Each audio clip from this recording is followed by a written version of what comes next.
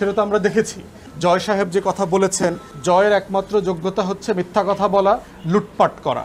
সে হচ্ছে আমেরিকার আইনে একটা কনভিক্টেড ক্রিমিনাল। আপনারা যারা জানেন, ছোটবেলা থেকে ড্রিঙ্ক ড্রাইভিং থেকে শুরু করে অবৈধ অস্ত্র রাখা, তারপরে মদের দোকানে গিয়ে মাতলামি করা, নারীদের সাথে নারী ঘটিত ব্যাপার, অসংখ্য বিষয়ে তার বিরুদ্ধে ক্রিমিনাল কনভিকশন আছে আমেরিকাতে। একটা কনভিক্টেড ক্রিমিনাল বাংলাদেশ রাষ্ট্রের উপদেষ্টা করা হয়েছে তাকে, এবং সে এত বছর ধরে উপদেষ্টা আছে। তার একমাত্র কাজ হচ্ছে লুটপাট। বাংলাদেশে দেখবেন 15 বছরে 2-3টা মন্ত্রণালয়ে কোনো মন্ত্রী দেওয়া হয়নি, প্রতিমন্ত্রী ছিল। তার ভিতরে একটা হচ্ছে তথ্য প্রযুক্তি প্রতিমন্ত্রী, আর একটা হচ্ছে জ্বালানি বিষয়ক প্রতিমন্ত্রী।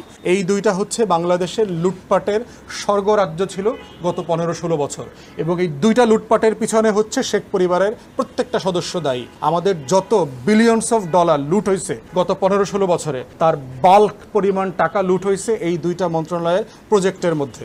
এবং তার ভিতরে দেখবেন ডিজিটাল বাংলাদেশ প্রজেক্ট আছে, তারপরে শেখ মুজিবের মুজিববর্ষ পালন করার প্রজেক্ট। যেই প্রজেক্টগুলোতে বাংলাদেশে গত 15-16 বছরে সবচেয়ে পরিমাণ বাজেট অ্যালোকেট করে লুটপাট করতে দিয়ে দেওয়া হচ্ছে, যেই ডিপার্টমেন্টগুলোতে মুক্তিযুদ্ধ ব্যবসা হয়েছে, চেতনা ব্যবসা হয়েছে, অসাম্প্রদায়িক বাংলাদেশ করবার ব্যবসা হয়েছে, এই প্রত্যেকটা ডিপার্টমেন্টের সাথে হলো জয়, শেখ পরিবারের সবাই জড়িত।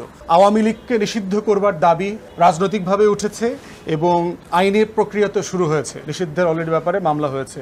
একটা বিষয় দেখেন যে আওয়ামী লীগ বিএনপি জামাতকে নিষিদ্ধ করতে চেয়েছে, আর বর্তমানে ছাত্র জনতার গণ অভ্যুত্থান আওয়ামী লীগকে নিষিদ্ধ করতে চাওয়াটা একই জিনিস না।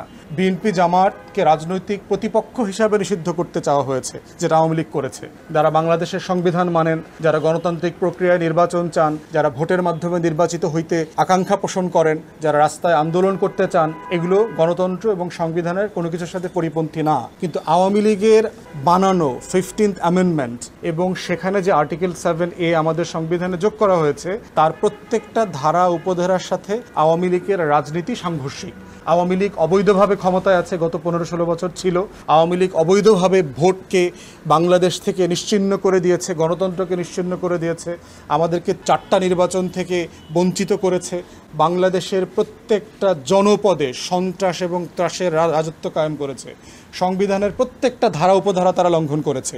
অতএব আওয়ামী লীগের প্রণীত আইন অনুযায়ী সংবিধানের আর্টিকেল 7A মোতাবেক আওয়ামী লীগ এবং আওয়ামী লীগের পদস্থ সকল নেতা, গত 3 সংসদে যারা এমপি মন্ত্রী হয়েছেন ভোট ছাড়া, যারা উপদেষ্টা হয়েছেন, যে সকল ফ্যাসিবাদের দালাল চক্র আছে, সবাইকে আইনের আওতায় আনবার সুযোগ আছে এবং শাস্তিও বলে দেওয়া হয়েছে।